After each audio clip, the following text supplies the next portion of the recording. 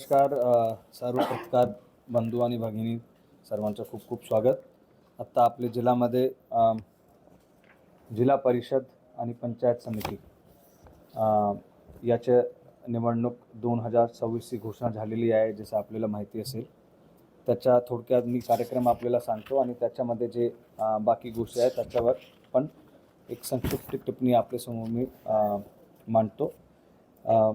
आपल्याकडे या कार्यक्रमाची सूचना प्रसिद्ध करण्याची तारीख 16 जानेवारीपासून शासनाने आयोगाने आम्हाला देण्यात आली आहे. ते आज आम्ही याचं नियोजन करतो आहे. त्याच्यानंतर नामनिर्देशन पत्र देण्याचा कालावधी 16 जानेवारी 2026 शुक्रवार ते 20 जानेवारी 2026 मंगळवारपर्यंत दिलेला आहे. त्याच्यामध्ये सकाळी 11 ते दुपारी 3 पर्यंत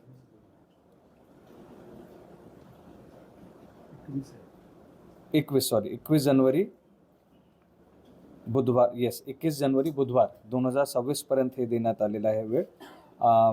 आणि हे वेळ जे असणार ते आपला सकाळी 11 ते दुपारी 2 पर्यंत असणार. रविवारी दिनांक 18/1/2026 या रोजी सार्वजनिक सुट्टी असल्याने नामनिर्देशन पत्र देण्यात येणार नाही. नामनिर्देशन पत्र स्वीकारण्याची जी कालावधी आहे ते आपल्याकडे 16 जानेवारी 2026 ते 21 जानेवारी 2026 आहे.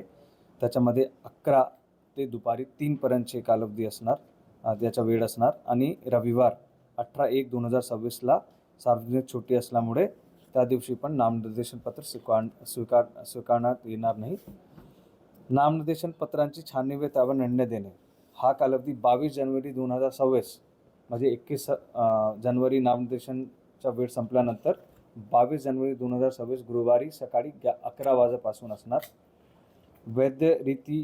वैधरित्या नामनिर्देशित झालेल्या उमेदवारांची यादी प्रसिद्ध करण्याचा दिनांक 22 जानेवारी 2026 गुरुवार छाननी पूर्ण झाल्यानंतर हे लागेल. त्याच्यानंतर लगेच हे करण्यात येईल. उमेदवारांची मागे घेण्याचे दिनांक जे आहे ते 23 जानेवारी 2026 शुक्रवार, दिनांक 24 जानेवारी 2026 शनिवार व 27 जानेवारी 2026 मंगळवार सकाळी 11 ते दुपारी 3 पर्यंत असणार. रविवार व सोमवार म्हणजे 25/1 आणि 26/1 ही रोजी सार्वजनिक सुट्टी असल्यामुळे उमेदवारी मागे घेण्याची नोटीस स्वीकारण्यात येणार नाही. त्याच्यानंतर निवडणूक लढवणाऱ्या उमेदवारांची यादी प्रसिद्ध करणे व निशाणी वाटप करण्याची वेळ आणि दिनांक 27 जानेवारी 2026 मंगळवार दुपारी 3:30च्या नंतर असणार. मतदानाची तारीख जी आहे ते 5 फरवरी 2026 गुरुवार. मतदानाची तारीख 5 फरवरी 2026 गुरुवार सकाळी 7:30 पासून संध्याकाळी 5:30 पर्यंत असणार. मतमोजणीची तारीख जी आहे ते त्याच्या परवा दिवशी म्हणजे 7 फेब्रुवारी 2026 शनिवार सकाळी 10 वाजेपासून असणार. त्याच्यानंतर निवडून आलेले सदस्यांचे नावे शासन राजपत्रात प्रसिद्ध करणे हे दिनांक 10 फरवरी 2026 पर्यंत आहे. तेव्हापर्यंत आम्ही गझेट नोटिफिकेशन पाठवणार. आता राज्य निवडणूक आयोगाने यापूर्वी जिल्हा परिषद क्षेत्रात एकूण 56 निवडणूक विभाग किंवा गट आहे आणि 112 निर्वाचक गणांची जे आपले पंचायत समिती स्तरावर असणार ते आहे त्याची रचना आम्ही करण्यात आली होती आणि त्यांचे आरक्षण पण सोडत पद्धतीने निश्चित करण्यात आले होते. 3/11/2025 अधिसूचनेद्वारे हे कायम पण केलेले आहे. सगळे गटाची आणि गणांची माहिती संख्या जे आहे आपण आपल्याला पण देणार आहे ते पंचायत समिती क्षेत्रानुसार आम्ही ठरवण्यात आली होती. त्याची माहिती पंचायत समिती जे आहे मंडणगड नंबर 1 त्याच्यामध्ये जिल्हा परिषद सदस्य गट जे आहे ते 2 आहे टोटल आणि पंचायत समिती 4 आणि मतदान केंद्र मंडणगडामध्ये 85 असणार. दापोलीमध्ये 6 जिल्हा परिषद गट असणार आणि पंचायत समिती सदस्य गट 12. मतदान केंद्राची संख्या 213. खेड 213 मतदान केंद्र 13 दापोलीमध्ये. येस. खेडमध्ये जिल्हा परिषद सदस्यांचे गट 7 असणार आणि पंचायत समिती सदस्य संख्या 14 आणि मतदान केंद्र 201. चिपळूणमध्ये जिल्हा परिषद सदस्य संख्या गट जे आहे ते 9 आणि पंचायत समिती सदस्य गण 18 आणि मतदान केंद्राची संख्या आणि असणार 245 245. त्याच्यानंतर गुहागरमध्ये जिल्हा परिषद गट 5 आणि पंचायत समिती गण 10 आणि मतदान केंद्र 145 145. रत्नागिरीमध्ये 10 जिल्हा परिषद गट आणि 20 आपले पंचायत समिती गण असणार. मतदान केंद्राची संख्या रत्नागिरीमध्ये 271 271. संगमेश्वरमध्ये जिल्हा परिषद गट सदस्य गट 7 आणि पंचायत समिती गण 14 असणार. मतदान केंद्र यांची संख्या 232 232. लांजामध्ये जिल्हा परिषद सदस्य गट 4, पंचायत समिती गण 8 आणि मतदान केंद्राची संख्या 106. लांजाचं सांगितलं मी, लांजाच्या बरोबर, लांजाच्या हे ना हां. आणि राजापूरच्या जिल्हा परिषद संख्या गट 6 असणार आणि पंचायत समिती संख्या गण 12 असणार आणि 195 195 मतदान केंद्राची संख्या असणार. तर टोटल आपले 195 195 हो. तो टोटल एकूण आपल्याकडे जिल्हा परिषद संख्या गट असणार, सदस्य गट असणार 56 56. पंचायत समिती सदस्य गण असणार 112 आणि टोटल जिल्ह्यामध्ये मतदान केंद्राची संख्या 1693 1693 एवढे मतदान केंद्र आपल्याकडे असणार. आरक्षणाची तपशील पण आपल्याला सांगतो. ते दिनांक 9/9/2025 ग्रामविकास विभागाकडील जी अधिसूचना होती त्या अन्वये आम्ही याचे आरक्षणाचे प्रवर्ग निश्चित करण्यात आले होते. त्याच्यामध्ये आरक्षणा प्रवर्ग नागरिकांच्या मागास प्रवर्ग महिला हे ठरवून देण्यात आले होते. त्याच्यामध्ये पहिला जे प्रवर्ग आहे ते नागरिकांच्या मागास वर्गाचा प्रवर्ग महिला, विमुक्त जाती व भटक्या जमातीसह हे दोन्ही मिळून हे आरक्षित झालेला पंचायत समिती जे आहे ते राजापूर आहे. नागरिकांच्या मागासवर्गीय प्रवर्ग विमुक्त जाती व भटक्या जमातीसह हे जे आहे ते दापोली आहे, दापोली पंचायत समिती. सर्वसाधारण महिलांसाठी प्रवर्ग जे आहे ते टोटल 4 आपल्याकडे हे आरक्षित आहे. मंडणगड, खेड, संगमेश्वर आणि लांजा. मंडणगड, खेड, संगमेश्वर आणि लांजा. आणि सर्वसाधारण जे अनारक्षित आहे ते बाकी चिपळूण, गुहागर आणि रत्नागिरी. आपण राज्य निवडणूक आयोगाच्या निर्देशानुसार आपण विशेष मतदान केंद्र पण स्थापित करणार आहे. त्याच्यामध्ये आदर्श मतदान केंद्रे, सखी मतदान केंद्रे महिलांसाठी आणि महिला संचालित आणि दिव्यांग मतदान केंद्र जे दिव्यांग संचालित असणार ते पण असणार. सर्व मतदान केंद्राची तपासणी करण्यात आली असून अशोर्ड मिनिमम फॅसिलिटीज त्याची पण खात्री आम्ही करण्यात आली आहे. आता मतदानाचा पूर्व इतिहास विचारात घेऊन संवेदनशील मतदान केंद्रे निश्चित आपण करणार आहे आणि त्याच्यामध्ये विशेष पोलीस बंदोबस्त, वेबकास्टिंग याची पण सुविधा असणार आहे. जिथे शक्य नाही तिथे CCTVची व्यवस्था आपण करणार आहे. संवेदनशील पोलीस खात्याकडून सांगणार येणार की तुम्ही काय फायनल केले संवेदनशील मतदान केंद्र जिल्ह्यात ते आपण फायनल करतोय. याच्यामध्ये माननीय जिल्हाधिकारी महोदय, निवडणूक निर्णय अधिकारी, पोलीस अधीक्षक यांची विधानसभेची घेतली मागच्या वर्षीच्या 1/7/2025 ची जी यादी आहे ती निवडणूक नाही 1/7 जी फ्रीज झाली राज्य निवडणूक आयोगाची यादी ती यादी नाही. मुळात काय होतं की कुठल्याही लोकसभेला पण मतदार यादी तयार होत नाही किंवा कुठल्याही स्थानिक स्वराज्य संस्थेला मतदार यादी तयार होत नाही.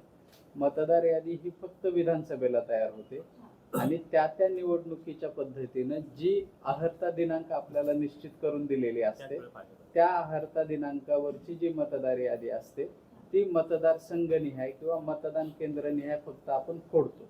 त्याच्यामध्ये कुठलंही ऍडिशन किंवा कुठलंही डिलिशन होत नाही. सर, दापोलीमध्ये 6 गट आणि 12 गण आणि राजापूरमध्ये 6 गट आणि 12 गण पण 96 म्हणजे सेम आहेत ना दोन गण मी एवढा फरक कसा काय खेड आणि संगमेश्वरला पण तेच आहे. ना 7-14 राजापूर आणि दापोली तर सेम आहे 6-12 याच्यामध्ये एक जो नियम आहे ना, महसुली गावाला मतदान केंद्र दिलं पाहिजे. त्याच्यामुळे गावाची संख्या असली की ते मतदान केंद्र वाढतात. दुसरा मुद्दा शहरी लोकसंख्या आणि ग्राम टोटल मतदान केंद्र आपल्याकडे 1693 आहे, 1693. CU म्हणजे कंट्रोल युनिट जे असतो ते EVMचे आपले दोन भाग असतो, दोन मशीन असतो EVM मध्ये. एक CU असतो कंट्रोल युनिट आणि एक BU असतो बॅलेट युनिट. तो कंट्रोल युनिट आपण टोटल 2 म्हणजे मतदान केंद्राच्या 110% प्रमाणे आपण पुरवठा घेतो. तो आपल्याकडे 2143 एवढे आपण हे पुरवठा करणार आहे. आणि बॅलेट युनिट जे आहे ते त्याचे दुप्पट असतात, तर ते 4286 म्हणजे 24286 आपल्याकडे आता ह्या निवडणुका आपण ईव्हीएम सफिशियंट आहेत, काय प्रॉब्लेम नाही. सफिशियंट आहे, काय प्रॉब्लेम नाही. आता 2 केंद्रात 2 ठेवणार, एक 85 गणाला मतदानाला एक केंद्र आणि जिल्हा परिषदेच्या मतदान केंद्र 2-3 येतील एका केंद्रात. नाही, एका खाली एक येणार. हा, एकाच असं केंद्र आहे. मशीनवर? हो, एका मशीनवर 2 मतदान होणार. हो, बरोबर. 2 अध्यक्षाच्या आणि नाही, जिल्हा सदस्य एक आणि खाली पाहिजे 2. अच्छा अच्छा येस एकाच मशीन. एकाच गोष्टी. येस.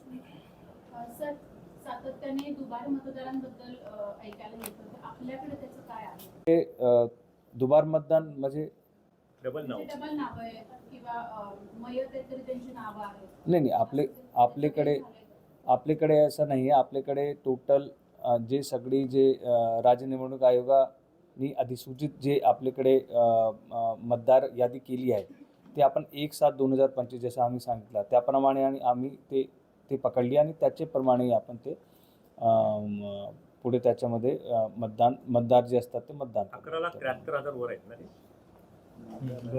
11 लाख. हा आकडा जो फायनल आता हो. म्हणजे हा हो. 1/7/25च्या अनुषंगाने आकडेवारी काढलेली आहे. 1/7/25 मध्ये आपण नाव नोंदणी कोणी केली असेल तर त्याचा मतदार यादीत नाव येणार का? नाही. नाही ना. 1/7 फायनल 1/7 कट ऑफ डेट आहे. कट ऑफ नाव फायनल. जे विधानसभाची याद्या होते हा त्याच्यामध्ये म्हणजे ते कट ऑफ डेट आहे. त्या कट ऑफ डेट नंतर डिलिशन आणि ॲडिशन जे काही असेल तर या निवडणूकच्या मतदार यादीमध्ये त्याचे नाव येणार नाही. येणार हो. नाही. ते नाव नोंदणी करू शकतात पण यादीत येणार नाही. हो नाव नोंदणी तुम्ही आता पण करू शकता ओके. यादीत पण नाही. यादीत येणार नाही. कसं 1/7 म्हणजे जुलै आणि जानेवारी निवडणूक होती, मध्ये बराच पिरियड गेला असं वाटत नाही. जिल्हाधिकारी नाही ते आता राज्य निवडणूक आयोगाची यादी फायनल केली त्यांच्या आता त्याच्यानंतर नाही. 6 महिने गेले सर मध्ये. ते पॉलिसी एक ते पॉलिसी कॉल असतो ते पॉलिसी कॉल आहे त्या मतदारांची संख्या आपल्याला कळते. आपण गेल्या वेळेला मिळाली नव्हती, तर या ह्याच्यामध्ये वयोगट निहाय असणार आहे का? तशी आम्हाला मिळणार आहे का? ते आपण देतो त्यांना. स्त्री पुरुष दिली आम्ही आपण तुम्हाला याच्यात. दिला एक नोट त्याच्यामध्ये पंचायत निहाय पण आपण तुम्हाला माहिती दिली आणि पुरुष आणि स्त्रीच्या पण माहिती दिली. पुरुष स्त्री फक्त नवमतदार. नवमतदार ते असते का आपल्याकडे माहिती अलीकडे करून आपण नवमतदाराची संकल्पना काय सांगाली? हे नवीन लोकांनी किती वय आहे? 19-20 वर्ष आता त्यांनी नोंदणी केली जुलै 31 ला त्याचं नाव असे यंग जे असतात ना ते मला माहिती नाव नाही म्हणून विचारतो. पहिल्यांदा मतदान करणार किशोर आता पहिल्यांदा करणार आहे. असं तुम्ही सॉर्ट आउट करा आणि द्या त्यांना. शिरगावला नाव येते म्हणजे नेमकं सिस्टम काय आहे काय पद्धत आहे ते एकदा जर आपण समजून मीडिया जरा याच्यामध्ये त्याचे मास्टर्स तयार केले जातात. याच्यामध्ये जिल्हा परिषदची जी मतदार यादी तयार केली त्याच्यामध्ये 4 पद्धतीचे मास्टर तयार केले. पहिला विधानसभेचा, गटाचा आणि गणाचा.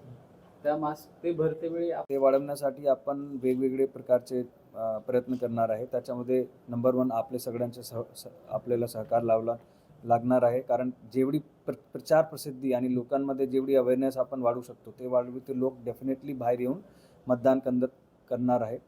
त्याचबरोबर आपले दुर्गम भागाचे जे मतदार आहे त्यांच्यापर्यंत पोहोचण्याचे आपण प्रयत्न करणार आहे. त्याच्यासाठी रेडिओ आपली सगळी हे प्रचार प्रसिद्धी रेडिओवर असेल, व्हॉट्सॲप मार्फत असेल, आपले वेगवेगळ्या ठिकाणी कार्यक्रम असतील जसे नुक्कड नाटक असतात हे आपण स्वीपची ॲक्टिव्हिटीज करतो ते पण आपण करणार आहे.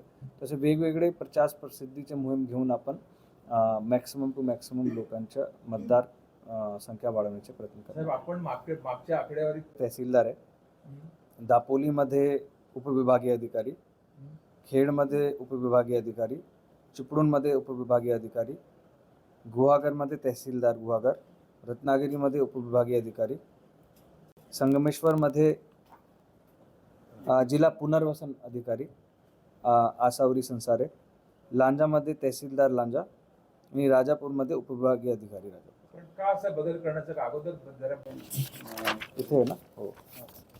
मंडणगडमध्ये मतमोजणी आणि मतदान ईव्हीएमचे साठवणूक कक्ष, पण ते दोन्ही एकी ठिकाणी आहे. मतमोजणी केंद्र ते हो, द्या. मतमोजणी. शासकीय औद्योगिक प्रशिक्षण संस्था मंडणगड, ITI. तालुका मंडणगड, RTI.